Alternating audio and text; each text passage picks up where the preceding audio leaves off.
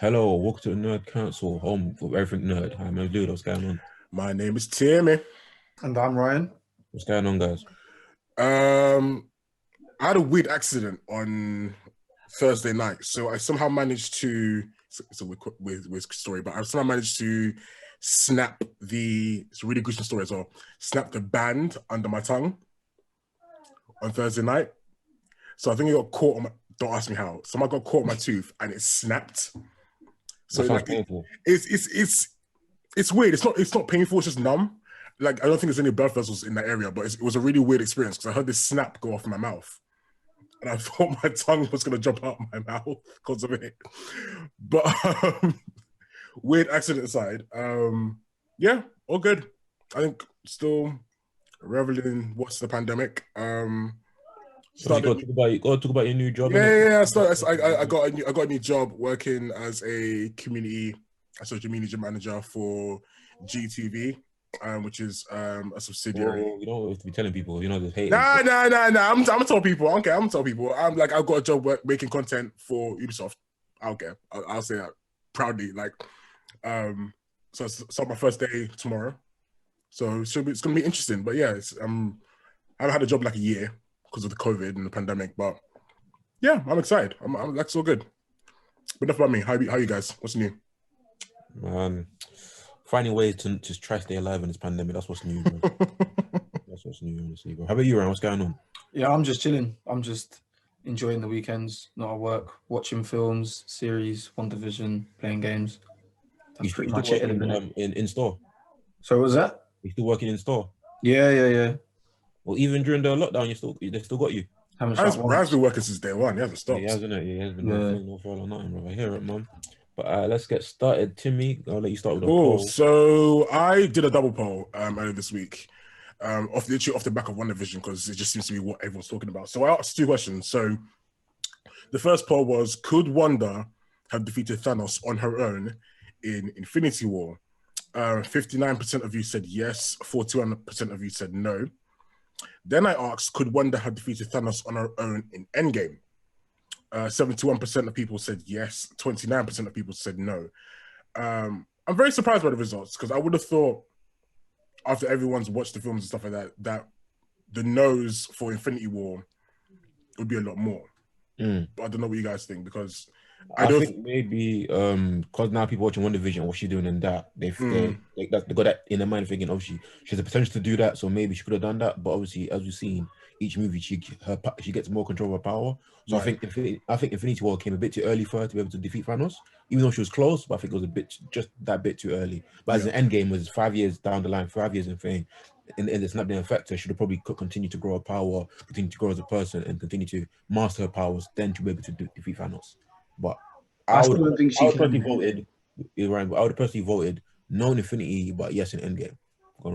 I would have gone no for both, really. For both, even if you say Infinity War and Endgame, they're all there together pretty much, aren't they?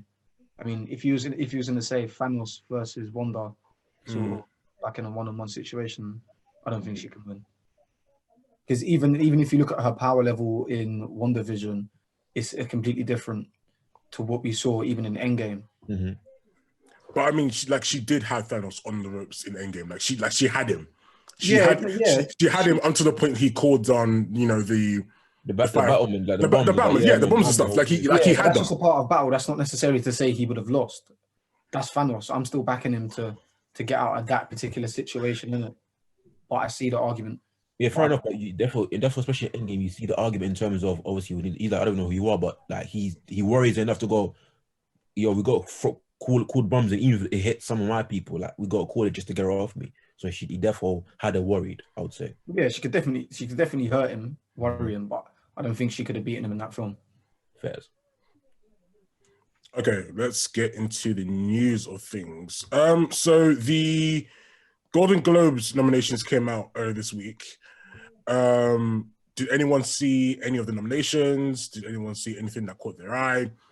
Because apart from, I think The Mandalorian got a nomination for best TV drama, but then obviously there was the big snubs, including what's the Michaela Cole TV show called? I May Destroy You, and obviously Lovecraft Country. Like a lot of these big kind of shows kind of got snubbed for the Golden Globes. So know if you guys read it, have you seen anything about it? I made sure it got snubbed, right? Yeah, it got snubbed. Like didn't get a nomination at all. I made sure even at first, yeah, with obviously I think she took it to Netflix at first, and obviously they only take creative control away from her, and they offered her like what, £1 million, isn't it? Yeah, it was $1 million. They offered her $1 million for complete creative control over the control. She was like, no, like I'm not having that. That just gives her props to her because I've heard a lot about the show and what they dive deep into obviously rape culture and things of that nature and just healing and things. So just her wanting to tell her story and keep at it, and even with being offered a large sum of money, she's like, no, I don't even think it was that kind of a large amount of money. Obviously, well, in my eyes, isn't it? No, of course, yeah. But I feel like for something like, you know, someone of Michaela Coel's stature and what they wanted to take control of, I think $1 million was kind of a slap in the face.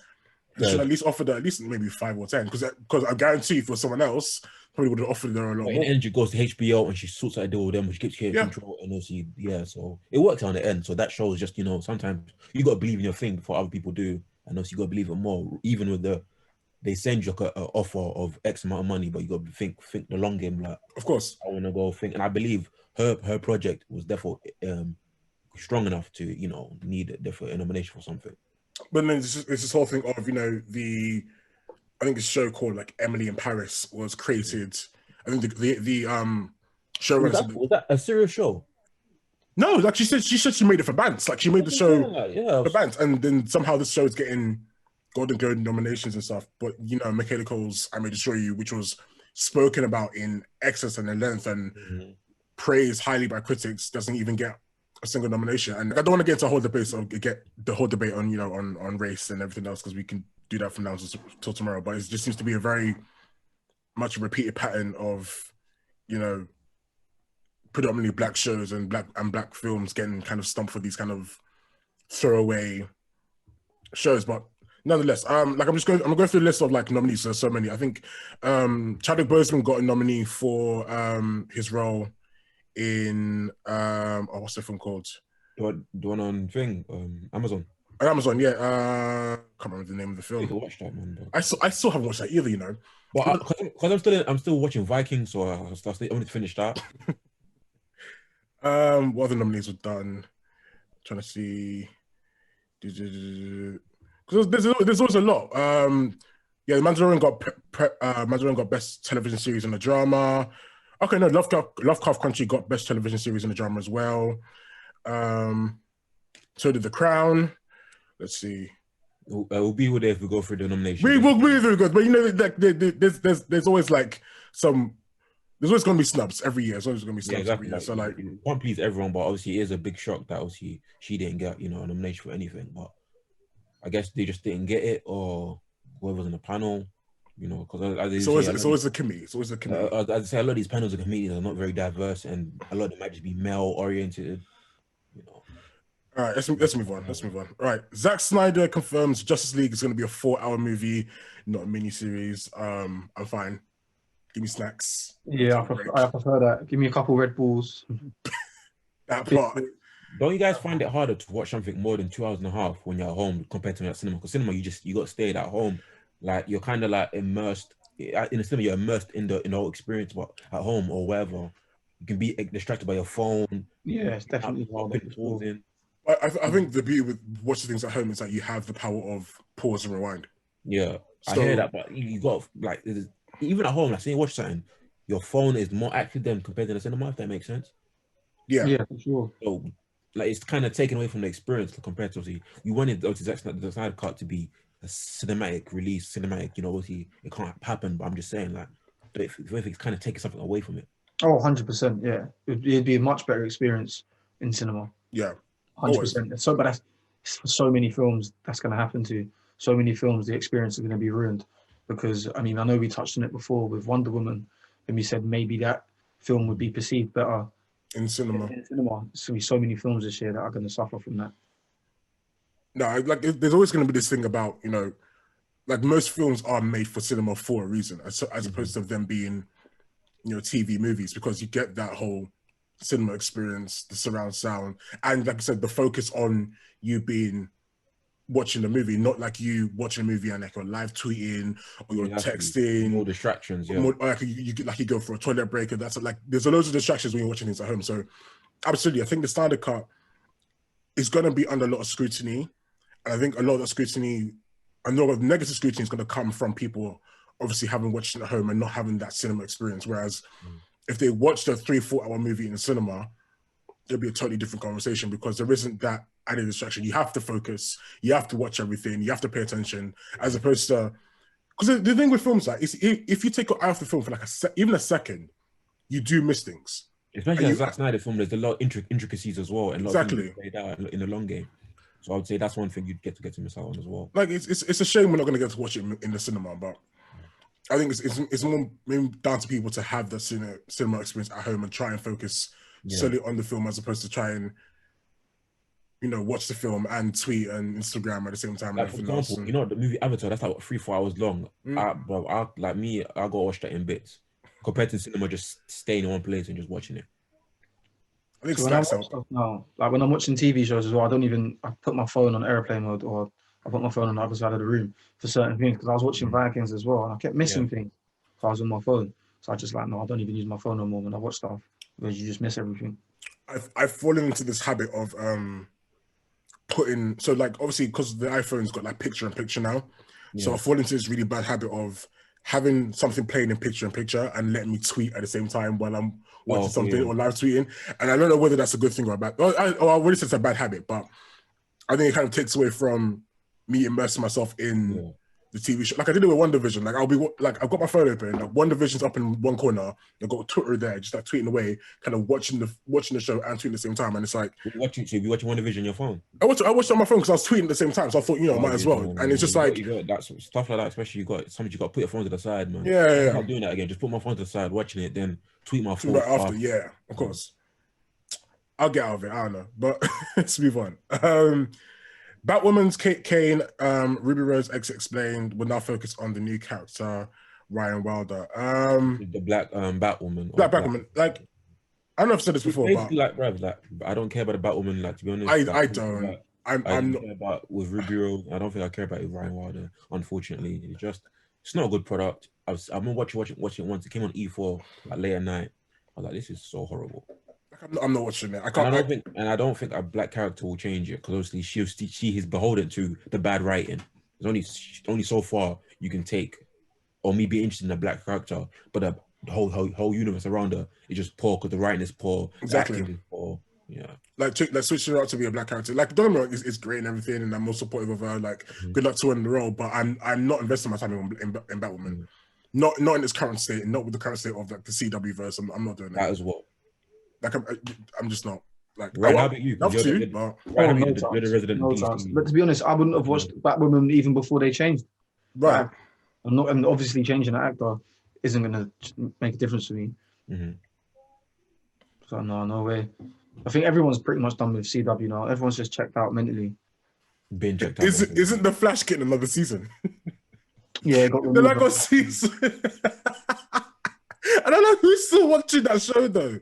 Who's still watching The Flash? I wonder if there's anyone who listens to the pod. If there's anyone who's, I would love to talk to anyone that still watches The Flash. And I'll ask you why. Either like you're in jail and that's all you can watch. Like, I don't think anyone with like free will is watching The Flash like on like out there on free will, man. Like I can't like I would love to still be watching The Flash, but I can't like after the whole Savitar arc, I gave up, man. Like, I really tried with that show because like I love The Flash. I think The Flash is a great character, but nah, man, it's the bad writing. Wally West, that was it. It's after that I was like, yeah, no. It's hot mess. It's a hot mess. Arsehole. Matt Damon reportedly cast as in Thor: Love and Thunder. What role do you think he's gonna get? Well, we already know Christian Bale is gonna be obviously the God Killer, so that's already thing. So hey, see that Thor: Love and Thunder get some big hitters in this movie. So yeah, it'll probably be like a side piece villain type thing, or maybe just another character to put him forward going forward. I'm hoping he's character and going forward. The Minotaur. That's who I'm hoping because that's who when Christian Bale was when it was announced that Christian Bale isn't it? That's who I wanted him to be casted as. Obviously, he wasn't, so now I'm hoping Matt Damon will be the Minotaur. Do you ever think it's interesting that like we're getting so many like quote unquote high class actors now get joining the MCU? Like we've got like freaking Angelina Jolie in the Eternals, and you know, all these other kind of like high profile actors now joining.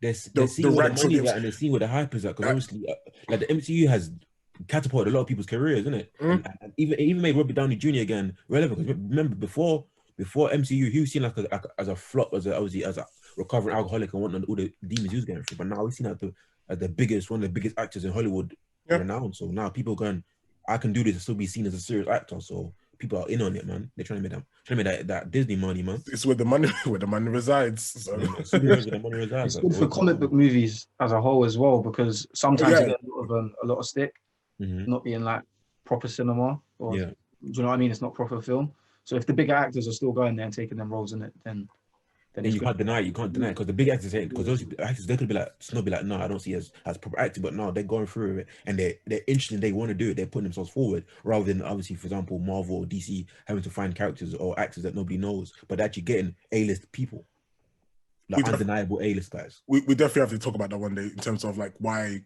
comic movies aren't seen as real cinema and how that's evolved over time, but we definitely have to come to that at some point. Yeah, Marvel makes a huge change to the Thor origin story in Avengers number 42. So I was browsing through Twitter and I saw this article about how Thor's origin has changed. So if you remember, there was this Avengers 10 million BC event. We showed like the origins of like the old Black Panther, old Odin and Phoenix. So I thought it was Odin's dad, Bjorn, wasn't it? Bjorn? Yes, like the original Odin. Or the original Thor. Father's Bjorn. Yeah.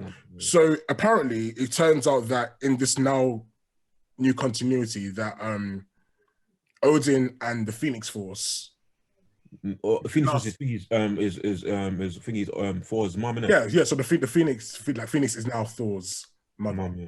So I don't know how that kind of changes Thor in a sense, but I think it's kind of, I don't know whether it's interesting or weird to just think of like Thor now being the son of Odin and the Phoenix Force. I'm not gonna lie, I'm a hater of decisions like this when like, say with someone with Thor, like we know who his mum is. Yeah. Literally, we've met his mum in various different stories. But even then, that's not his actual mum. His mum's obviously going back. His mum's gayer. True. So, but do you know what I mean though? Like changing stories, like in comics, they're so quick to just change something. I wouldn't change Thor's mum. There's no need to. Doesn't mix. It does. But then again, does Thor's mum play a big part in who Thor is? Well, that's the thing. We don't know that at this point. That might change. We don't know whether are we now saying that Thor's not going to be controlling the Phoenix Force? He's not going to feel like Phoenix Force powers because his mum had I don't know. Like it just seems like very left field for me to now say like, oh, by the way, Thor's mother's now the Phoenix Force. Do you know what I mean? Like I don't. There has to be something more to it, unless it's going to like change up Thor's abilities or something like that. I don't see the point. I think there must be setting up for him to be able to use the Phoenix Force in some form of fashion that's not been used before. Yeah, Phoenix Force can obviously it can possess anyone, but for him to be able to use it differently to other people, if it's just him using it the same way Iron Man, obviously, I forgot his name, man. Swim guy, man. Not swim guy. Freaking. Namor. Yeah, exactly. The way Thor's you use the Phoenix Force, it's got to be different towards Namor or even Jean Grey. It's got to be completely different. I would say even more powerful aspect to him be able to use it. If it's just the same, there's no point in him changing the character. I would assume it's more powerful because obviously if it's coming from his mother, he's got to be. If it's coming from your mother, it's got to be something that's something more special. I would say. But I'm also like not a fan of things that don't stick. You get it all the time with like comic book runs where character temporarily gains these abilities for one reason or another, and then after a while they just revert back to their normal state. Yeah. If it's a long-term change that they stick with in terms of like his powers, if there's something else he can do with them, then yeah. But if it's just for this like little run and then this storyline and then it goes back to normal, then there's no point. I think I might give a read of the new Avengers run because I haven't touched it in. Yeah, I haven't touched comics in ages, man. I haven't touched comics. Out of touch with comics in terms very much so. Marvel. I might give it a go. All right, the Godzilla and Kong trailer. Did anyone watch it? Yeah. I know Ryan has because Ryan doesn't watch trailers. Oh, Ryan did watch it. No, I watch trailers now. Oh, Ryan did watch it. Okay. All right. Yeah. I quit ages ago when Right. the Snyder Cut trailer, Fair like enough. fandom and stuff. I crumbled. Watched all the trailers. Fair What do you enough, think? fair enough. What do you think? I'm buzzing because obviously I'm a very big the MonsterVerse fan. Obviously, I'm a very big King Kong fan. So King Kong's gonna whoop some ass, bro. I think King Kong's on the window. No, I'm Team Kong. You know, I was gonna ask if we put this as the poll for the next episode. That's Fine, we'll do that. We'll do that. But I don't think Kong's gonna win. I think What do you like, think? bro, it's Godzilla. Godzilla literally shoots out radioactive laser beams from his mouth. What do you mean? So What do you mean? So hold on. King Kong, monkey, he wins. Godzilla, giant lizard. He's more intelligent for a start, to be fair. Exactly. Oh, here we go. Intellect. All right, fine. All right. I'm giving it to Godzilla, man. I am excited for this film, though. I think I like the whole like MonsterVerse, especially after the last Godzilla film, because obviously we got like Mothra and people like that. Godzilla and Ghidorah and that, yeah. Exactly, yeah. So if we get more of that, absolutely. Like, to be honest with you, they could do a whole MonsterVerse, and I'd be happy. Like, give me more movies like that. Yeah. And Say, for example, obviously we're expecting one of them to win. of course, one of them has to win. Obviously, Unless it's going to be one of those stupid things where But they fight and they team up. what's how that's going to happen? I guarantee you. Yeah, Did anyone see the meme? A lot of people have been saying like the Godzilla that's been going crazy. That's not actually Godzilla. Apparently, it's Meta Godzilla. So yeah, I've seen the theories for that. It looks like it is Mecha. Yeah, so yeah. I did see that. I'm hoping Kong and Godzilla don't team up to take down Mecha Godzilla. They're going to team up, bro. No, It's bait. It's bait. Figure it out. It's bait. They're going to team up. It's Batman versus Superman again. It's just going to be bait. Yeah, literally. It's team up. About animals. That would be a massive cop out if they did. All right, this is a bit of a tangent. I know it's a tangent, but it's stuck in my head because we're talking about monsters. Do you think Jurassic Park counts as a horror film? No. No. Why? Sci-fi. It's like a sci-fi.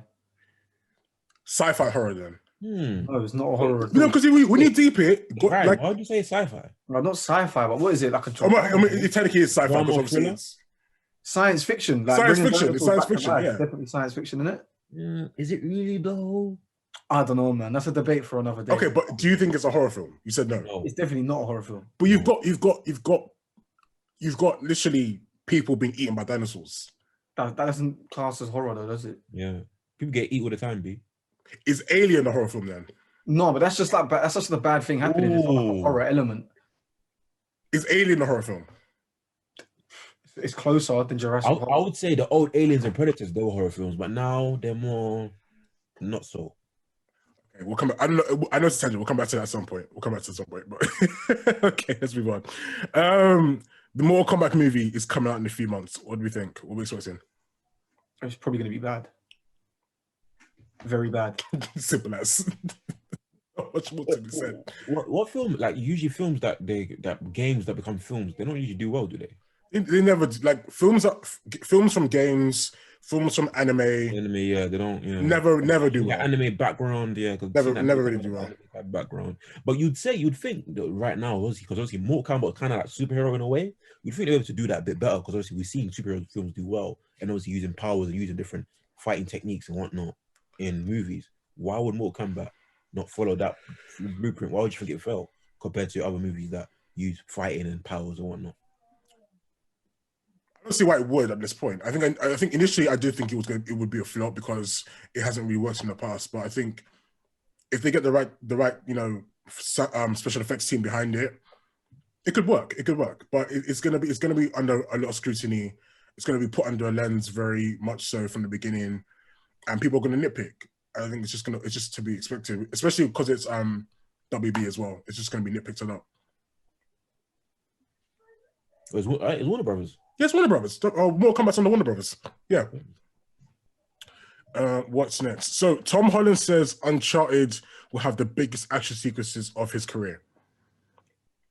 I know what to make of that, to be honest with you. I think going off the Uncharted games, there's a lot of running and climbing and a lot. There are some big action sequences in the games Uncharted themselves. running, climbing, and running away from Running, them. climbing, shooting, but there is a lot of action sequences in the games where they do look quite dangerous in a sense. So he might be right that they do involve some of the biggest action sequences of his career so far. But I'm thinking back to things like Endgame and Spider-Man: Far From Home. I don't know whether or not those I would say those would probably be bigger than what's going to be done in Uncharted, but we'll have to see. Especially because I think Uncharted is an origin film, isn't it? Mm-hmm. So I don't know. I'm so unsure as to basically the male Tomb Raider. Yeah, in a sense, yeah, in a sense, like you just kind of made it like. All right, let's move on. Anthony Mackie teases a very different Marvel Studios Phase 4, which, I mean, we can expect. What does that even mean? What does that even mean? I don't know what that means, but... Well, for one, I'm looking forward to obviously Phase 4, them therefore focusing on the galactic and space and just focusing on the world, in the universe past Earth. Right. They're focusing on new planets, bringing new characters, new interesting characters, new storylines. That's the most interesting, like them going beyond Earth. That's what I'm very interested in. But obviously, he's probably talking about, obviously, the TV shows, obviously, his TV show, Winter Soldier and Falcon. And obviously, we spoke about this, speaking of this now, I would definitely love to see them have the aspect of how does the world see like him, like a Black Captain America?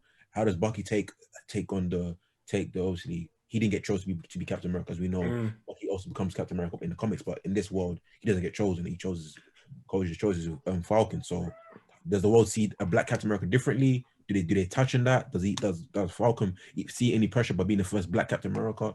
I would love them to talk about that economy.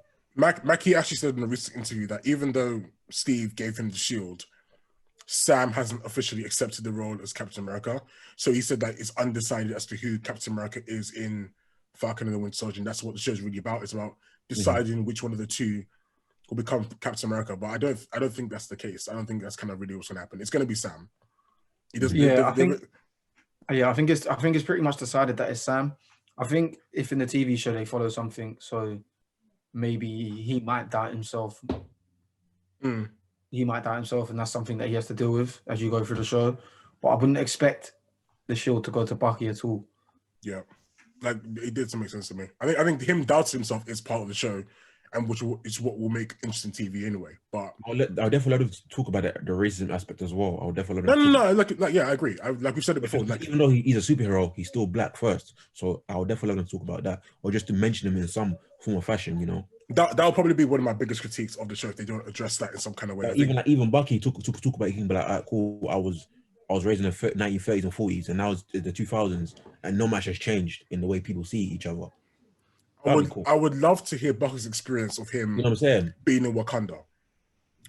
Because obviously, but for Bucky, it was a case of like 1930s, being frozen, then used by Hydra, then from Civil War being sent to Wakanda to live for how long a period. I would love to know his experience living in Wakanda, what he thought about it. Especially I'm not saying Bucky. I'm not saying Bucky's a racist.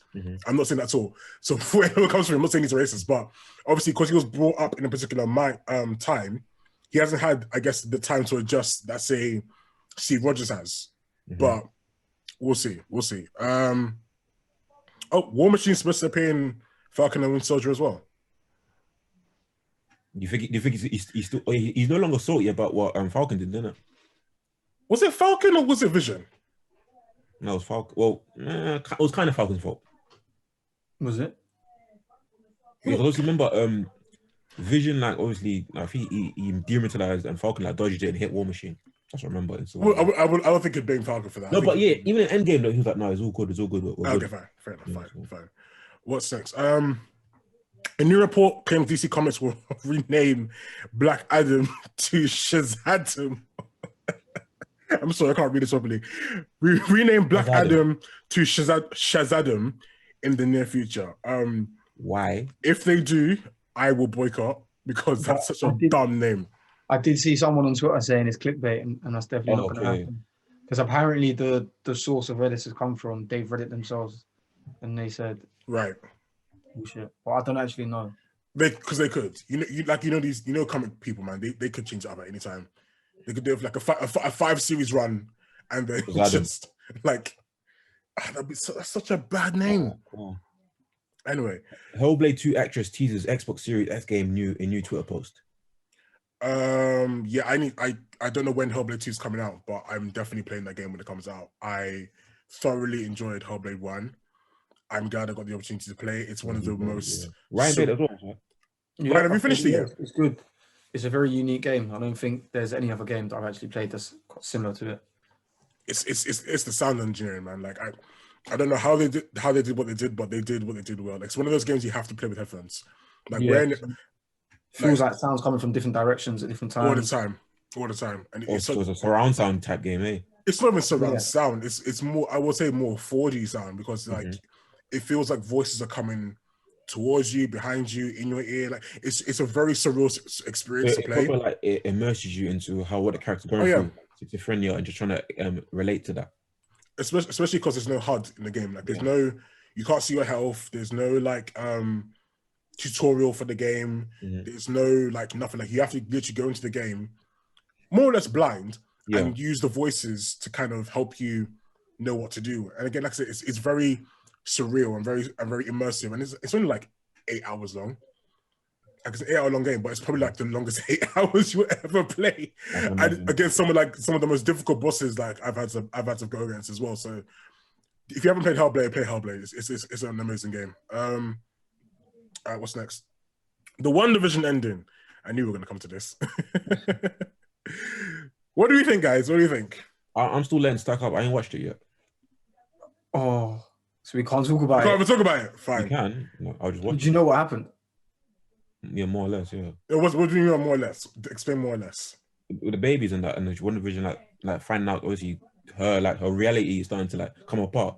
Yeah, no, we can't. No. We can't discuss it because you haven't seen it. I obviously things I try to avoid it as best as I can. So, but I would say avoid it. Go watch WandaVision, then come back, and we'll discuss it another time. Like, because it's kind of a big thing. Okay. Like it's a big thing. So the Quicksilver thing. Yeah. Oh yeah, I saw that. Oh. Okay, fine. Okay, yeah. So we can talk about it. Fine. What do you think? I don't like it. Why? Because I just see the picture of Quicksilver. I didn't see how he got introduced, how he entered. So I don't know how that happened. So,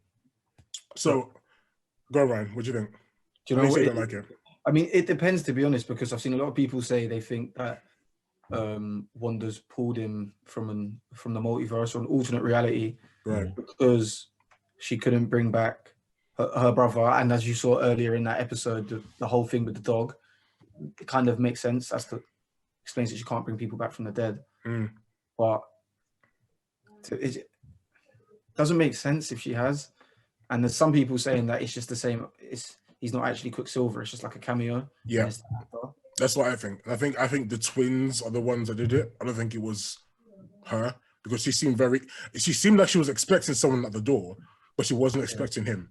So I think the twins, because the twins said something earlier about the twins and Wanda were discussing family, and then she explained she has a brother and that he's very far away and she would have to see him. So I think the twins had something to do with bringing him about. My initial reaction was like, it was just a bit weird. It felt off. Maybe if it was her, I mean, I understand she can't bring her brother back, but if it was her brother, the actual actor who played Quicksilver in Age of Ultron, I would have much preferred that. Oh yeah, because there would have been like some kind of like emotional feeling about it or aspect to it. With this one, I didn't really get that. It was just a bit like, okay, he's here. Maybe they just did it just to show that there's obviously we're looking to, in the near future, bring the X-Men and whatever into the main multiverse, universe. Probably. I still don't get why Quicksilver was killed off in Age of Ultron though. I don't think he had to die, because at first everyone thought obviously bro, my brain is so thing. What's Hawkeye? Hawkeye. That's it, Hawkeye. Everyone thought Hawkeye was gonna die. So obviously it was like a curveball. He was already meant to die, but it was a curveball for it, so he ended up dying. Someone had to die in Age of Ultron. Yeah, I don't know, man. It just seems you don't always have to die. It just seems like Joss Whedon being Joss Whedon again, man. Like just doing his Whedonisms again. And what was the whole point of setting up Hawkeye to die for it to then be? Like he could have not died. He could have just got shot and be really injured. No one had to die. Like no one really had to die. But anyway, fuck Joss Whedon. Ryan Coogler set up to create a Wakanda-based series in the near future. I'm interested by this because obviously it gives us time to explore Wakanda as a whole. Mhm. If we get to,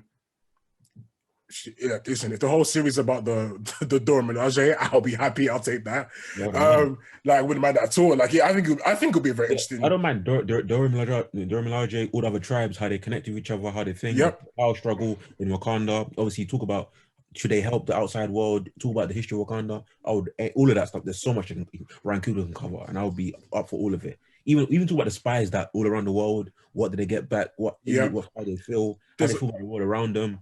There's a lot to explore. So much world building that they can do. Exactly, so much. There's so much. Like, I would love an episode on. I know I spoke about the Dora Milaje a lot, but I'd love an episode seeing like how someone is picked to be one of the Dora Milaje, training, rite of passage, or like that kind of process from start to finish. That could be I think an amazing episode. But like you said, there's so much world building to be done in terms of Wakanda, the power struggles, even just everyday life, like what is it like to live in this kind of country, especially with everything going on in the outside world. It would be interesting. Outside world, just leave it literally in the same continent in the rest of Africa. Like, how do they feel about the poverty? How do they feel about that? Just stuff like that. That would be great to see. It'd be interesting to see if they do an episode like, okay, well, like, because especially because everything's going on, if they would ever do an episode like, about BLM, Black Lives Matter, like, does Wakanda want to get involved? This and the other. Yeah. How do we help? And like, I know it's a bit of an obvious choice to do, but because of how Wakanda's structure is, it's very interesting to see how this kind of secluded, closed off African country, and that's a powerhouse as well, kind of reacts and thinks about the Black struggles going on outside of it, whether it's in Africa, whether it's in America, whether it's in other places. Just because, even in the first movie, just because Killmonger got stopped, doesn't mean people still don't think and feel the exact same. Oh, absolutely, yeah. How do they deal with that? Because a lot of people still think, like Black people getting shagged around, getting messed with around the world in our continent. So there's still people that have those ideas. Like obviously you can kill a person, but you can't kill an idea. Yeah, so I'd love to see that. All right, Tim Drake cast in Titan season 3. Yeah, I saw that. So yeah, obviously we know Tim Drake, Robin, Titan season. I don't know. Did you guys watch season 2? I did watch season 2. I think I want to rewatch it before season 3. I did like season 2. I like season 2. There's a lot of building on that. Yeah, I enjoyed it as well. So obviously my favorite character's coming in, Tim Drake. So I'm going to be watching. I'm excited. I think it'll be good. When season 3 is supposed to come out? I got no idea, to be fair. Right. I think at some point this year or early next year. Yeah, I'm looking forward to season 3. I think I want to see more of Starfire, the struggle with her sister and stuff like that. I think for me, Starfire and Beast Boy are the more interesting characters for me. So I want to definitely see more of them. I want to see Beast Boy's powers grow as well. I don't want that's like been one of my main flaws of the show, is that I've wanted to see them expand just on his power set more. Yeah, they kind of hinted at it before, sort of when he was like in the lab, that he'd be able to unlock it and change into other animals. Yeah, why not? You only change to one thing, isn't it? Yeah, tiger. I'm bored. Yeah, I'm generally bored. Like, even if it was like a rat, I don't care. Just give me something else. Yeah. Some of the characters, it feels like the progression's slow. Like on Starfire, I want to see her in like a full costume and stuff a lot sooner than what we got. All right. Lastly, Transformers Beast Alliance. Is that a film? Is that animated? Is that a game? What, like live action? Yeah. It's, okay. I can't remember what time it is set, but it's linked with the new Bumblebee movie that we got. Okay. Recently. So yeah. Wasn't there I remember from when I was a kid, there used to be like a Transformers series based on like, was it Beast Wars or something like that? Like where the Transformers didn't turn into cars, they turned into animals instead. The Dinobots. Yeah, or something like that. Yeah. I remember it vaguely. Yeah. Like, bro, that was young. That was time ago. I'm showing my age right now. He's from Channel 5, isn't it? Yes. It did. Yeah. My age as well, bro. Now that show was sick. If they can do that, then yeah, I'll definitely watch that. But I think the issue with Transformers is that you cannot. I know it's not Michael Bay, because you can hardly see what the fuck's going on. Like even when they transform and stuff, it just looks messy, innit? So if they can refine the transformation process, I'll be all for it. They just need bright color palettes for the film because Yeah. sometimes when they're using like white and gray or silver, it's so hard to distinguish between, okay, is this Megatron or is it Starscream? Yeah, that's I have a lot of I have trouble with that. Yeah, Yeah. They just use bright colors so we could distinguish between each Transformer, slightly change up the designs. It'd be so much easier.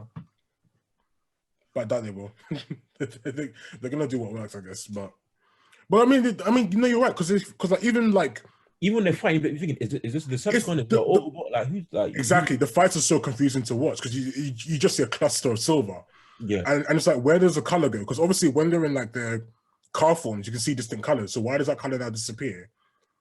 Because they've transformed. You know what I mean? I think it's only ever Bumblebee that you ever really yeah. You notice can and see. identify. There's a few of them you can identify easily. A bit of blue, a bit of Prime, red, Bumblebee. that's silver. Yeah, we'll see. All right. Everyone's favorite segment, fuck Barry Allen. Barry Allen's still up to his usual tricks, and it seems that he is still affecting the timeline as usual. Stock issues. Yeah, PS5 stock issues, man. I don't know what's going on anymore, man. I don't know what's going on anymore, man. Like people are still struggling to get their hands on PS5s, and the scalpers are still at work. CEX is still at work, selling the PS5 at I think it's like £815, and I'm just like, why doesn't Sony just be like, all right, cool, we're gonna hold off on stock. If you want to buy the PS5, you have to purchase it off the Sony website. Yeah, like Sony sells tech.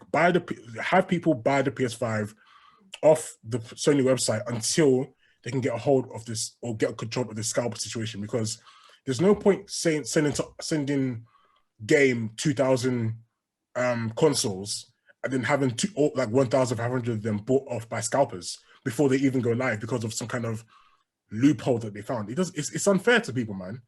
Yeah, like I've seen some scalpers have like what 30, 40 copies and 30, 40 like consoles. 40, bruv, they've got like hundreds. Wow. And I think my thing is to people like, I'm starting to think, I need to get over the scalping game. Dude, like people do not buy these consoles off scalpers. Let them waste their money. Listen, I'm staying strong, but it's so hard to get one. I've literally missed over like 10 drops. It's actually draining. I've just given up. The last 2 I didn't even bother trying to get some.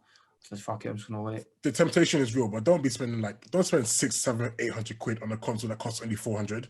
Like don't do it to yourself, man. People, like, just avoid the scalpers as much as you can. Just try and get one if you can. The scalpers be scalping, man. The scalpers be scalping, but at the same time, it's like, why are you gonna fork over almost double the price for a console, man? That's a rip-off. You really want the console FOMO, you know how it goes. I get FOMO, but at this point, it's like, if you really can't get PS5, get an Xbox instead and hold out till then, didn't it? Grab yourself an Xbox and hold out. All right. Anything else you want to play in Barry Allen for this week, guys? I guess the continuation of lockdown, bro. There's that. It's driving me crazy. I think I said something yesterday about how I miss the cinema, and I can't lie. Like I said, when I'm back in the cinema, I am seeing all the films. I'm buying all the snacks.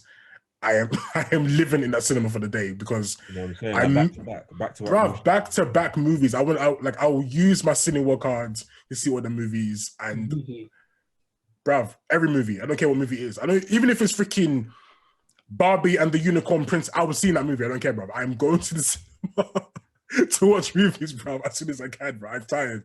I'm like, lockdown is just getting to me every day, and I don't know how I'm coping, innit? I'm just coping. Like, some days are good, some days are terrible, but I'm just like, here. We're here, innit? We're here. So, this episode of the Nerd Council podcast is brought to you by Elgato and the new Wave 1 microphone. Now, I know you're probably thinking this is some generic podcast ad, but mate, you cannot deny the sound quality. The new Wave 1 has allowed us to deliver an incredible audio experience for you guys, while still allowing us to deliver the same great content you all love and enjoy. So go check out the new Wave 1 and see how it can improve your audio content. Now, back to our episode.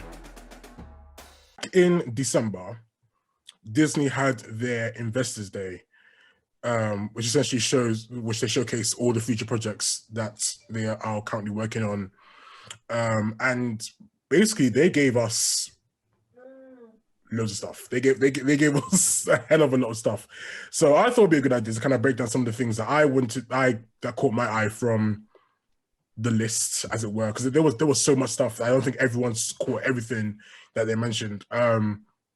And they gave like a kind of overview. So they said like over the next few years, they're going to be roughly 10 Marvel series, 10 Star Wars series, 15 Disney live action movies, 15 Disney live action movies, Disney animation movies, and Disney Pixar series, plus 15 all new Disney live action, Disney animation, and Pixar features, all to be released on Disney Plus.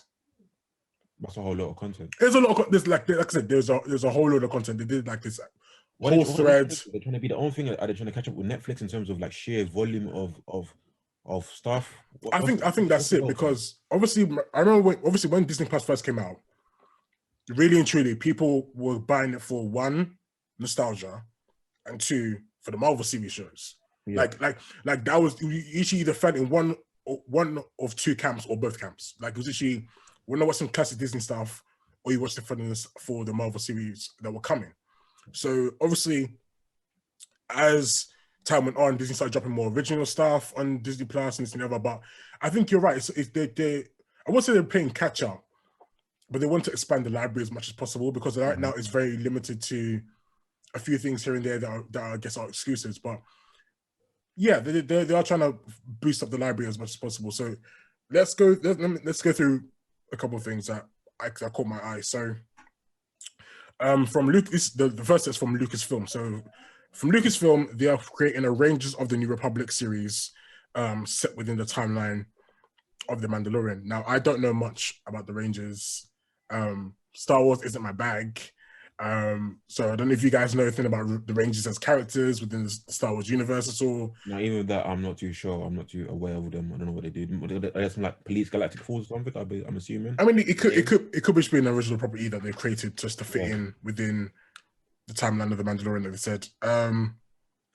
Next, I caught they're creating an Ahsoka series. That's what I've got the most excitement for. The Ahsoka. Really? How come? Because we've not seen, I mean, obviously in this season, The Mandalorian we have, but it will be the first sort of live action content dedicated to her. Okay. So when I see her in The Mandalorian, I was excited. I've always been surprised with Ahsoka, yeah. We never got to see her in the original, obviously the prequel, because obviously, as you know, in the Clone Wars and in the animated TV shows, she was very prevalent in the animated TV shows, but we never saw in the live action, you know, like Revenge of the Sith and things of that nature. Why do you think that is? So. Well, when was she actually created? Anakin's pregnant. She was literally in the show.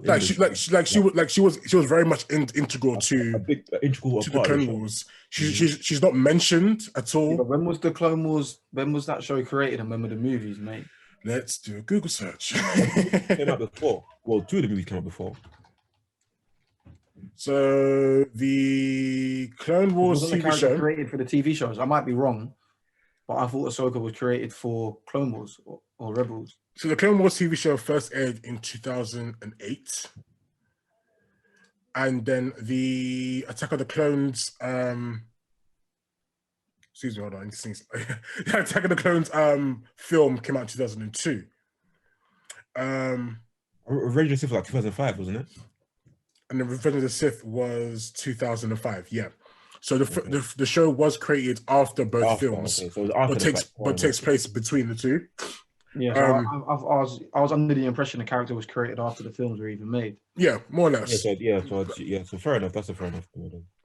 Yeah, I think she's an interesting character, especially I think for me, if we get to explore lightsaber lore, because you know she has these very unique white lightsabers that she's known for.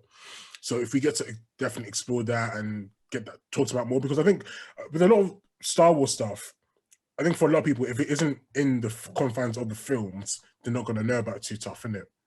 So if we now get the chance to explore Ahsoka, what she was doing, if we even get to see like the Clone Wars stuff she does in live action, that'd be great. But I think for me personally, I want to know, or I want to get them to explore more about lightsaber lore, why she's got the two white lightsabers, this and the other. So yeah, it's an interesting concept, I think, but it's going to be a good show. I think a lot of people gravitated a lot towards Ahsoka as a character as well, especially because of who's playing her. I can't remember the actress's name now. Rosario Dawson. Yeah, that's the one. That's the one. Like everyone does seem to love her, whatever role she plays. So She gets the bag from Marvel to she's actually. I won't say she's underrated, but she's very good at what she does. Like in terms of actually, she's actually very good. So I think the series will be good. I think they'll give her multiple series. I think, hopefully, right. The Obi-Wan series and with the reprise of Hayden Christensen as Darth Vader. Thoughts and opinions on that? Depends in what context he appears, doesn't it? Do you know what I mean? There could be so many different ways that he could play that role. Like, is he actually there? Do you know what I mean? You know what Star Wars can be like, forced. Not that I expect that, but it's just difficult. It depends on the storyline, really, and they have to make it work. But I don't expect him to play like an integral role in the series. I don't expect him to have like a large presence within the series. I think it'd probably be a small thing here or there, if anything. Yeah, that's fair. So when do you think the series is going to take place? Because obviously, if you've got Obi-Wan and we've got Darth Vader, we're looking at post episode 3, right up to episode 5 or 4. So there's that kind of time period of what's the show actually going to cover, what we're actually going to look at in terms of the series and stuff. Like, because obviously, like, Ewan McGregor's aged in a while as well. So like, what exactly is the Obi-Wan series going to be about? Because it's kind of just up in the air, isn't it? Like, don't get me wrong, it's great that we're going to get an Obi-Wan series, but what exactly is it going to cover? That's exactly. Years back, everyone's going to be like, obviously before he got downgraded from a movie to a series, like old Obi-Wan's obviously like literally close to the age when Luke was born, so he's quite old around the period of that. I don't know. Brian, what were you going to say? I was going to say, yeah, there's such a long time gap in between, say, like Revenge of the Sith and then the other movies. Yeah. They can literally cover anything. And we know that Obi-Wan was sort of, he was on Tatooine for a while. Like, what was he doing? This is the chance to sort of expand his character away from the Skywalkers as well, kind of thing. That's why I don't want Darth Vader to have a large presence, because I think everyone's sort of got this Skywalker fatigue. Yeah, definitely. I think the only thing I can think of that the show is going to cover is obviously because Anakin, aka Darth Vader, was going around, killing off, Padawans and stuff, and I think Obi-Wan had a secret Padawan school going. I think at the time between episodes 3 and 4 or something like that. So I might be wrong in the lore. So that might be what they cover in terms of. I don't think he did. Someone did. Was it? Someone did. I think it was Obi-Wan. Obi-Wan had a secret Padawan school. Nah, bro. He wanted to hide and like literally just stopped it. Someone did though. I know someone did. Someone had a secret Padawan school going, and it was found out by Vader, and then Vader obviously killed up. I don't know. Well, I'll look into that. Get back to you guys. But I'm sure on that. I am sure on that. Don't get me wrong. I know I'm not the Star Wars guy of the pod, but I'm sure on that. Okay. So Disney also released something called Star Wars Visions, which is an original series of animated short films to celebrate the Star Wars galaxy through the lens of the world's best Japanese anime creators. And that's coming this year in 2021. So when I read that, I just heard Star Wars anime. and ran with that. That was enough for me. Like, if we're going to get Star Wars in the form of an anime show or an anime series, that I think that could be really good. I don't know what exactly they're going to cover, but they've said. Imagine seeing a lightsaber duel in anime. Anime, that would be so sick, bro. That would be so sick. No one can tell me that won't bang. No, 100%. I'm here for it. That's probably my second most anticipated. As soon as I saw Star Wars and anime, I was like, yeah, that's it. Game over. Like, there's so much they could do, especially with like the way anime is drawn and stuff in terms of like planets and people and everything else. Like, there is a lot of scope there, and I think. It's like if it's coming out this year, I definitely have to watch that. I definitely have to review that because again, who'll be the one doing the animation? They just said some of the world's best anime creators, so it could be anyone. I'm not sure as to who. I think we'll find out closer to the time. It's probably a late 2021 project anyway, but they've probably got that in the works anyway. But I'm definitely excited for that. I definitely want to see that. What's next from Lucasfilm? So they're also releasing new Indiana Jones film coming in 2022. Is anyone an Indiana Jones fan at all? Does anyone watch the film? The original movies, yeah. Yeah, But I'm not what's really his checking name? for an Indiana Jones movie now. You think?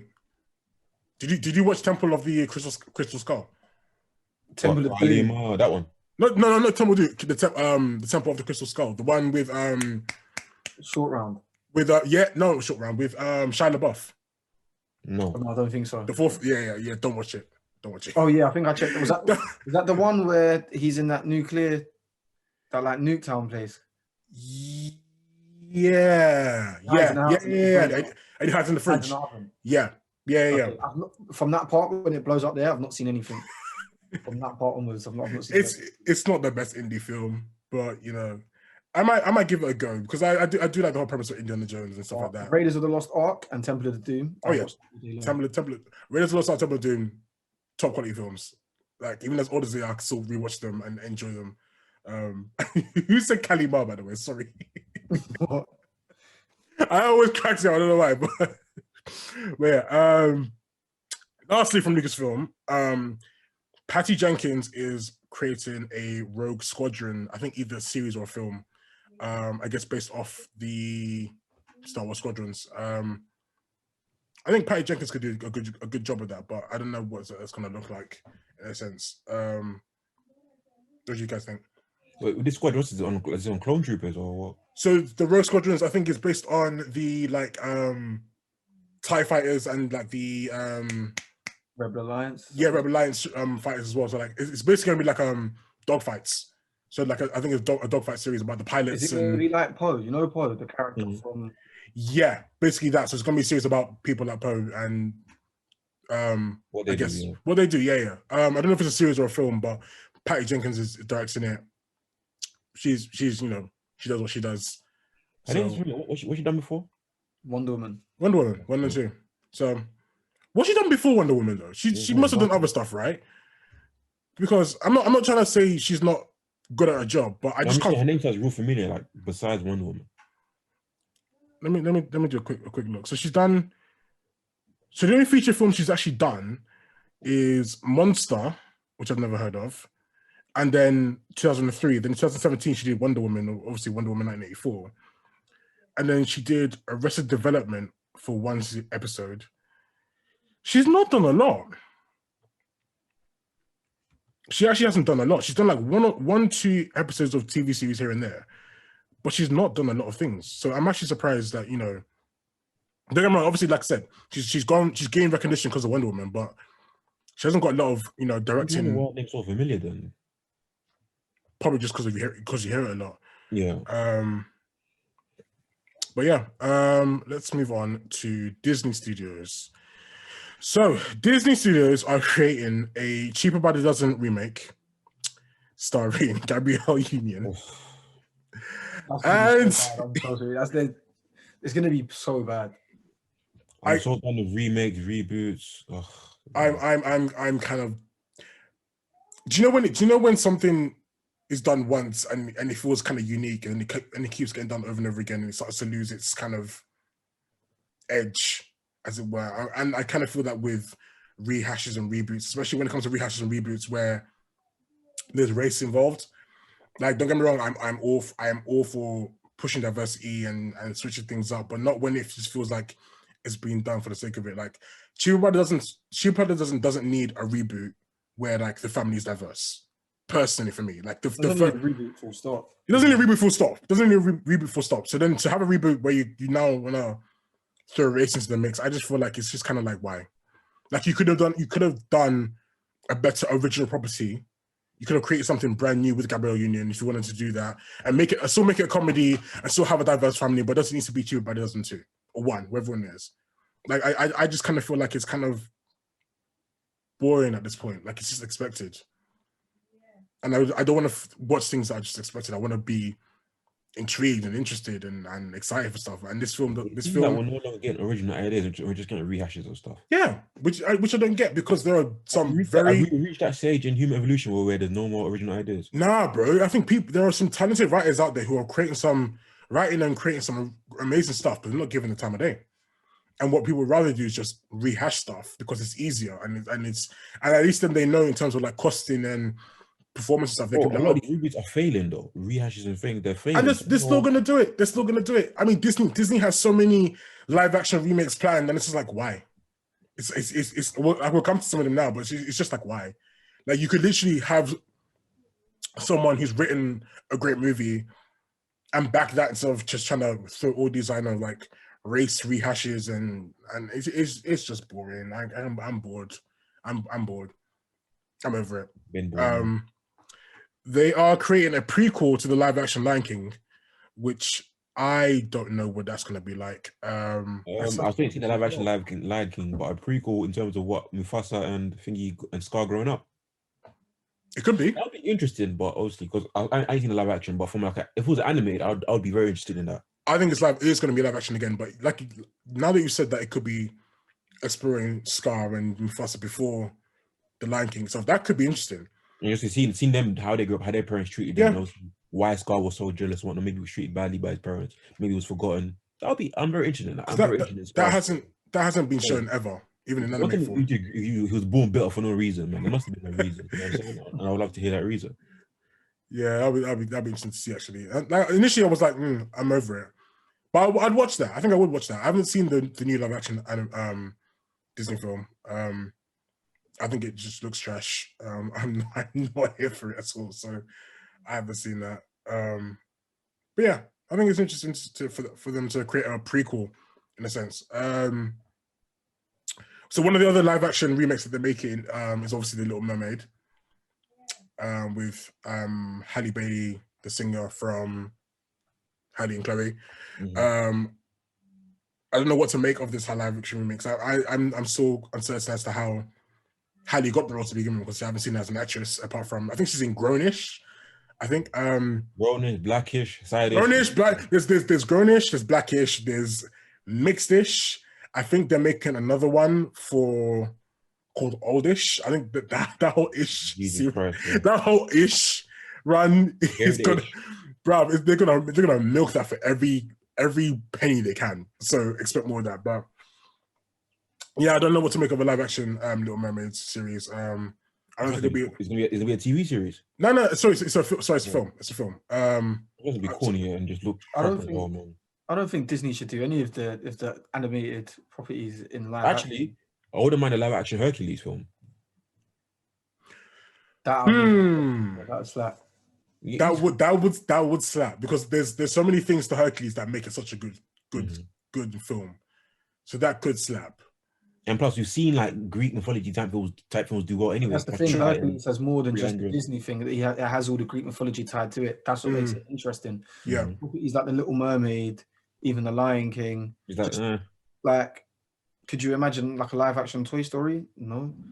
Like these movies, that would be weird. They work so much better as animated movies. So they should. Yeah. That's what Disney are known for when it comes to these stories. So they should stick to them. I mean, just to go on, they are creating a live action Pinocchio. Yeah, I wasn't watching that either. Like, I don't know how that works, man. Because this, I think just going back to what you said, Ryan, I think like if a lot of these kind of live action remakes are losing the Disney magic, as it were. Like that's what kind of makes Disney what Disney is, and to just be making all these live action remakes doesn't really work. And it's just kind of like they just kind of like going through the list of like, okay, so what haven't we? It's just a copy and paste, isn't it? Yeah, like what haven't we live action remakes yet? Okay, let's do that, and then just kind of get it over the way. Like, I'm over it, man. Like, there's just too many. It's not gonna work. Yeah. But finally, from Disney Studios, they are making a Sister Act 3. Okay, that I can get behind. That's a good move. That's a good move. See, I'm all for that. Like with Whoopi Goldberg reprising her role is going to be amazing as usual. Oh, she's being brought back as well. That's bro. You can't do it without her. Can't do Sister Act without Whoopi. Like, she's being brought back. I don't know what the storyline is going to be. It's going to be very interesting. But if it's anything like 2 and 1, it's going to be sick. Like, it's probably going to be some of the funniest shit ever as well. So I'm here for that, 100%. All right, let's get to Marvel Studios. Let's talk Marvel Studios. So I'm not going to talk about anything that's coming this year because we've done that in the last episode. So I'm looking at future stuff. So She-Hulk. TV series, right? TV series is in production. I still don't know if I'm going to be excited for that or not. Have they cast She-Hulk, right? They did actually cast her. Not too sure, but obviously I'm very interested to see, you know, how they're gonna do it obviously in a Hulk form. How they're gonna, you know, Yeah. I'm interested to see that as well. Her Hulk form, yeah. that's the most probably interesting thing. And how does she turn into Hulk straight away? You know, I don't know how it goes. The thing is, for me, I don't really like Mark Ruffalo's Hulk, how he's looked. I've never really liked the look of the Hulk. What in the MCU? In the MCU, yeah. Okay, so I'm guessing it would in part look similar. It would have to. That already says to me, I'm probably not gonna like the design of the appearance. It's gonna look like Banner Hulk, I think, in terms of how she looks and talks and stuff. They did actually cast a role to Tanya Maslany. I can't say her name. Tanya Maslany. What's she done? She's been in what's of note that people know. Orphan Black. She's done. Let's see. Orphan Black's the only thing I can actually think of that she's done. Or can see that's actually worth talking about. But yeah, they have cast her. I think initially people wanted to cast Rosario Dawson, but no, not Rosario Dawson. Who's the lady from? She's an Air She's no, who's the lady from Suits? What's her name? What Queen Harry's thing? Suits, the TV show. What's her name? Oh God, what's her name? The partner. I don't watch Suits, innit, so I can't know. I can't. Not Megan. Not Meghan Markle. What's her name? Freaking Gina Torres. There we go. Gina Torres. People wanted Gina Torres to play her. Google Gina Torres. I don't watch Suits anyway. I don't really know about Gina Torres, so I'm not fast. Google Gina Torres, you know who I mean. Trust me. But yeah, they wanted Gina Torres to play her. But let's move on. Moon Knight, the series, is definitely coming out. They've said that's going to be R-rated as well, haven't they? Like even with that, I was even looking forward. I was obviously this is like a couple of years back. We talk about Moon Knight when it does come. Obviously, that's good as R-rated. Obviously, we wanted it to be Shia LaBeouf, but obviously his transgressions, we can't have that anymore. Yeah. But I'm definitely looking forward to Moon Knight because he's a very interesting character, and he's a character obviously closer to the edge, and it's gonna bring out a side obviously that I'll be very interested to see. You know, he's proper. Obviously, he's got his own demons to deal with, his own mental health issues, and just he doesn't give a rat's ass, bro. He's a very interesting character because doesn't he think that the moon gives him his powers or something like that? That's part of his law. The moon gives him powers. Yeah. The Egyptian moon god gives him his powers. Yeah. Yeah. And they said it's going to be one season, but the first season is going to be 6 episodes. It's not debuting until 2022. And they have actually cast him.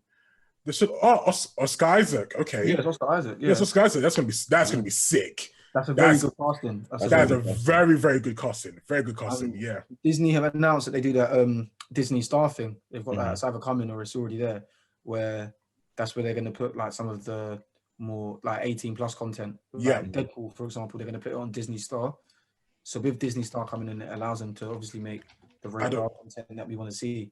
Perfect, which is what we need. The Secret Invasion TV series is coming as well. So what's his name? Samuel L. Jackson is reprising his role as God, what's his name again? Nick Fury. There we go. I don't know how to feel about this TV series because I always thought Secret Invasion would be like a film in itself. It'd be like the quote unquote the MCU event that we're leading up to, and like Phase 4 and 5. So I don't know how this TV series is gonna work per se. I don't know. And the thing about Secret Invasion, like encompasses all the other big characters, them being, you know, taken over by Skrulls. Yeah, exactly.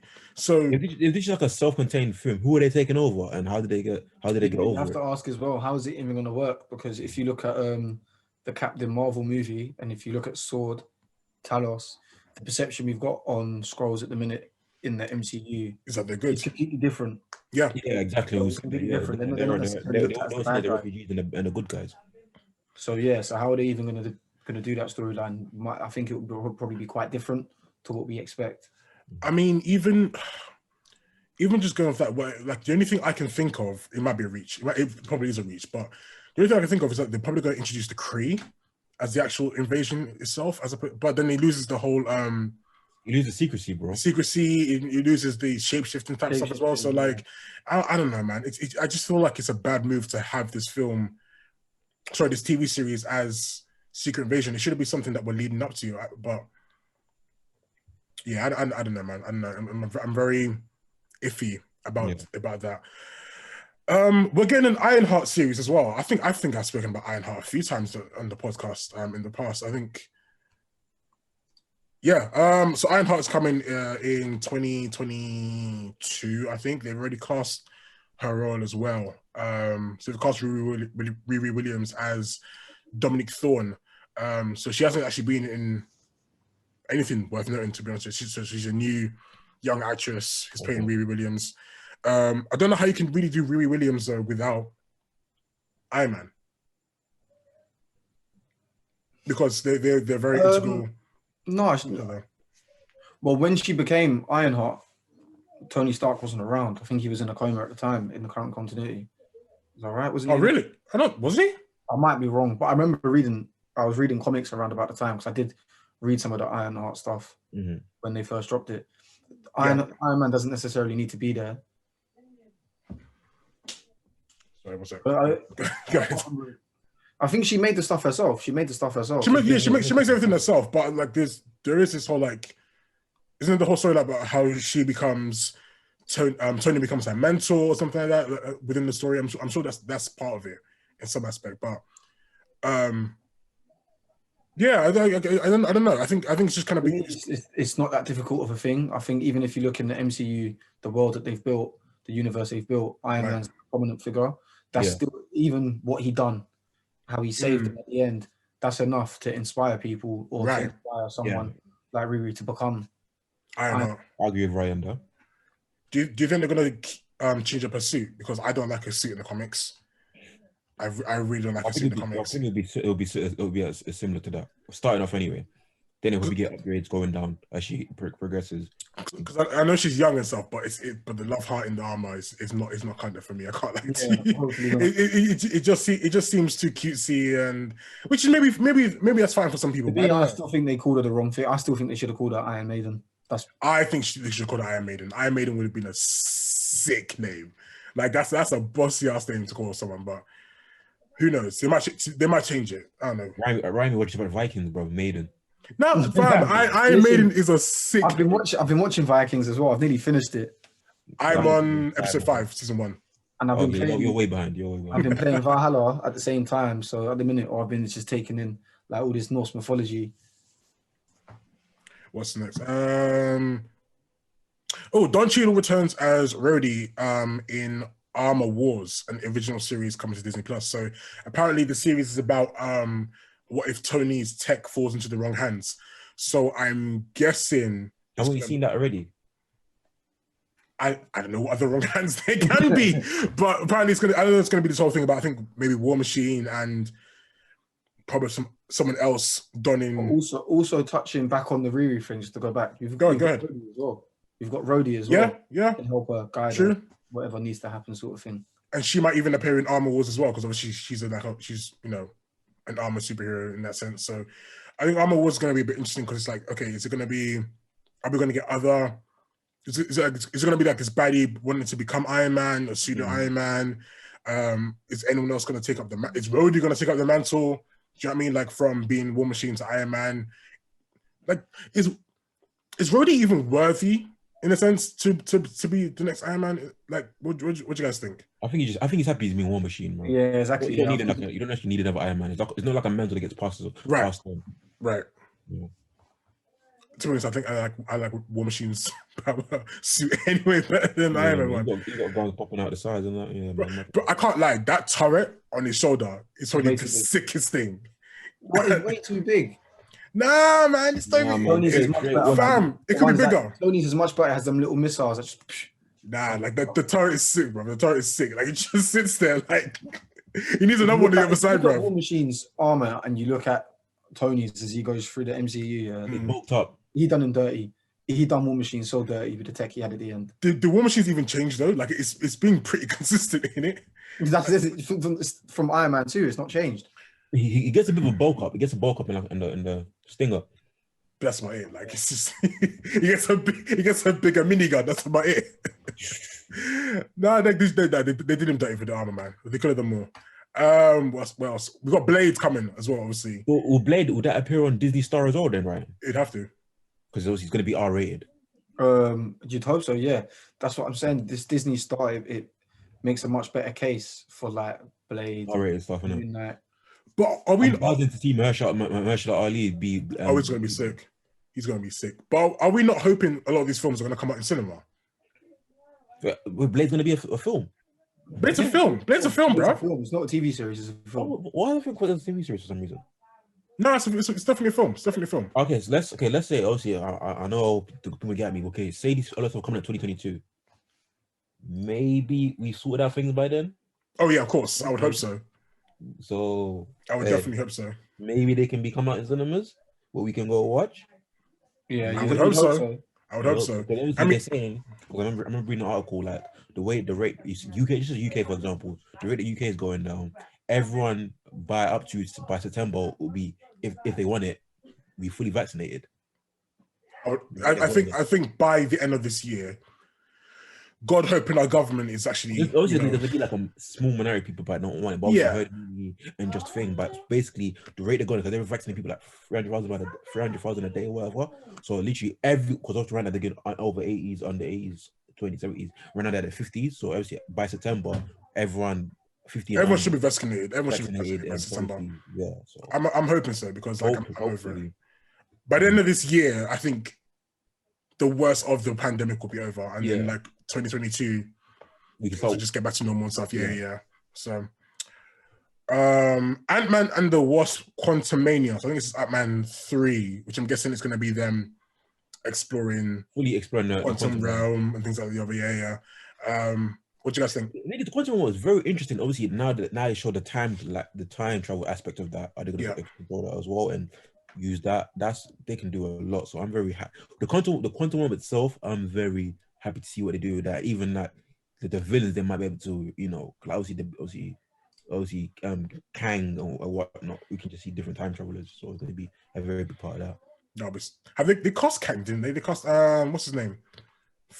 I'm so bad with names, bro. Kang the Conqueror from. They cast what a name again? Jonathan Majors. There we go. They cast Jonathan Majors as Kang the Conqueror for the new Ant-Man and the Wasp film. So that's gonna be good. He's a pretty good actor. He's in Lovecraft Country and other stuff. So it's kind of the only thing that's sort of making me excited to watch it because the quantum realm's a good concept, but I don't think the Ant-Man films have been that good. I enjoyed the first one very much. I enjoyed the first one. The second one second one was very much a filler film to bridge the gap between the other films and stuff. I would never really talk about the second film in a sense. I think people can skip the second film when talking about why Ant-Man as a character is interesting. Yeah. Hopefully they get back to the things that made the first Ant-Man film great in this new one. But yeah, Ant-Man isn't a bad character at all. But I think the second film didn't do him much justice in a sense. But Black Panther 2, so that's going to be they're going to write out obviously T'Challa. So they're going to probably talk about the worldwide view of obviously Wakanda and things like that. I mean, I think people sort of the opinion that they should have recast the role. I still say they shouldn't, but I get why people would say recasting the role makes things easier because obviously you still get to explore. Black Panther, actually Doctor Strange and a few others are meant to be like the leading light of the Phase 4. Yeah, I mean, I can see why they should recast the film, but then again. It's a touchy subject, man. Man. They've said they won't. They could change their minds though. They really could. Also, moving on, Fantastic Four. The Fantastic Four film is going to probably be one of the best films made by the MCU, I think.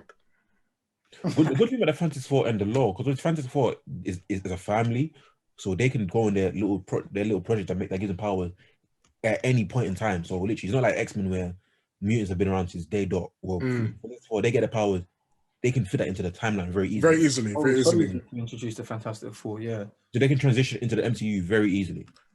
Like I said, I think it's going to be one of the best MCU films made because of there's a lot to explore with the Fantastic Four as a family and as these humans who get their powers and stuff. Like it's going to be a very good origin story film, I think, because especially because characters of like Ben Grimm and Johnny Storm and Susan and even Reed Richards as well. Yeah. Like they're very interesting characters, not just because of their powers, but because of their personalities and their own stories behind all that as well. So, like I said, I think it'll be a very good film. I think they better not do Galactus dirty, bro. Fam. Yeah, not the Dust Cow Galactus again, bro. That was horrible. Bro. I would piss me off, bro. Like they literally made Galactus a Dust Cow. That's ridiculous. Fam, as long as they pick the right person to be Doom, it's going to be the start of something amazing. That's important. Yeah, that's so important that they cast Doom, right?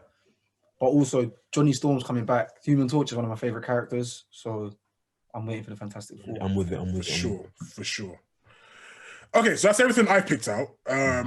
Moving on from the list. Let's do some listener questions because we've done our main topic. Let's do some listener questions. All right, cool. So, from Twitter, I can't do all the ads and stuff. So someone, I'll say the dollar yen. There we go. Said, Ghost of Tsushima or The Last of Us 2, which is better?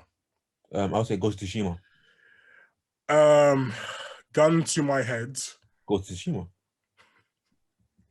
Gun to my head. Ghost of Tsushima. I'd say Ghost of Tsushima. I've not played either properly, but I would say Ghost of Tsushima is probably more my type of game. Oh. If I was to just sort of guess, that's more suited to me. All right, cool. The next listener question from Blaze Room TV. I think you guys need to discuss gaming as a whole and the whole enough relationship we have with devs and their games. I'll start by saying, obviously, that there obviously games and obviously devs, there is like a unhealthy relationship, and I would say there's a lot of pressure for devs to release games, and that's why we've been seeing unreleased games being released very early. Like, for example, Cyberpunk. My brain today. What's the game? Cyberpunk. Cyberpunk.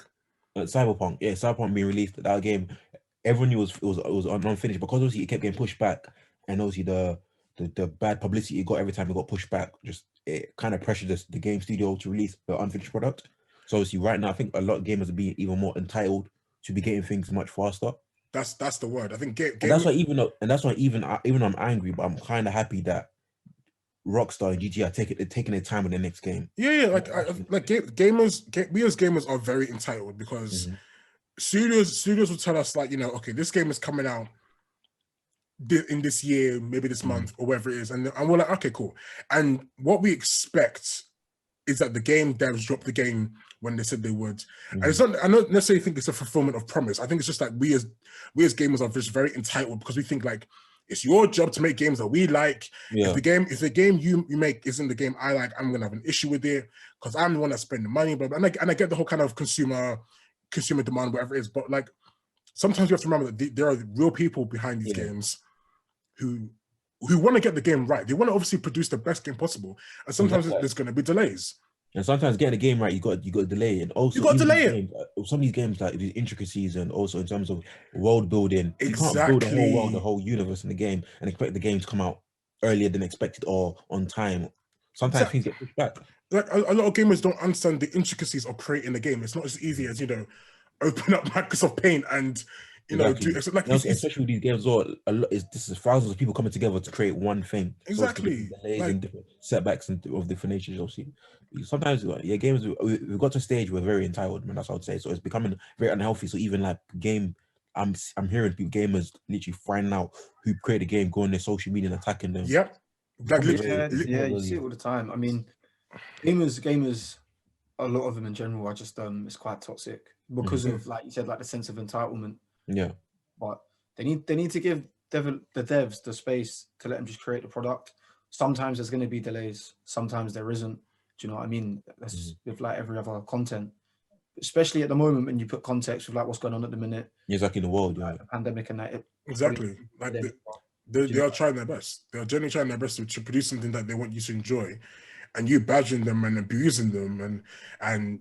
In some cases, finding out their addresses and sending them all sorts. It's like it doesn't help things. Like we get it, you want to play the game, but like these are people's jobs. Like they want to do the best thing they can, and you abusing and berating them because they didn't make the game that you wanted to make, or they released a game earlier than they expected, and the game was horrible. That you want to bash them for it. It's the nerve and the audacity for me, basically, man. Like it's just yeah, like the gaming culture is becoming very, very toxic. Like it's gone better over the years, but it's slowly, I think it's slowly receding again to the point where, like people said, we have this very unhealthy relationship with not only devs but gaming studios, other gamers, gaming communities, as a whole, and it's still very toxic. I'd say it's still very toxic, man. Like it is. Next question from Hello Dylan. What would you say has been the most challenging thing about being a content creator over the past year with everything going on? I'll go first. I'll say just being motivated. You just think there's nothing you can do. What's the point? You start thinking, what's the point in creating content? Like, who's gonna see it? Because people are going through their own stuff. Do they really want to see this at this point in time? Is it like the right time to do these things? How people feel about it? Like, what's the temperature of like the world? And obviously, with this pandemic, it's very depressing. Like, and sometimes you don't feel like creating stuff, man. You don't feel in the mood, because obviously that a lot of stuff we talk about is very fun, cool stuff to talk about. But when you're not feeling that personally in your own self, how are you going to portray that in your like last year we had it's hard to what's the word?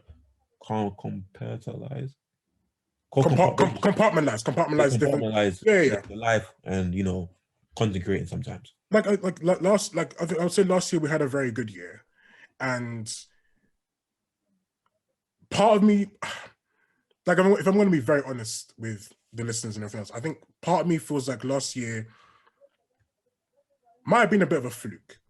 And I say that in terms of everything that went on with Black Lives Matter, and some people saying preying on white sensitivity and this and the other, and what it meant to be a Black content creator at the time. It's just very interesting. And I think also, as someone who's going through their own mental health problems and everything else, it can be very difficult to get in front of a camera and produce content. It can be very difficult at times to plan content, to want to give and distribute the energy that people think or people expect, especially when you are a content creator, whether you're a podcaster or a YouTuber or streamer, whatever it is. Like, it's sometimes very difficult to dig deep and find that energy to do the content that people are expecting from you to do. And it has been a challenge. There are some days where we recorded a podcast and I'd rather be in bed sleeping. There's some days when my depression has been at its lowest of its low, and I've had to jump on Twitch and do a stream. And it's difficult, man. Like, it's been a difficult year, and I don't know what the next year is going to look like. I'm optimistic in a sense, but it's not been ezy. Like, it's not been easy.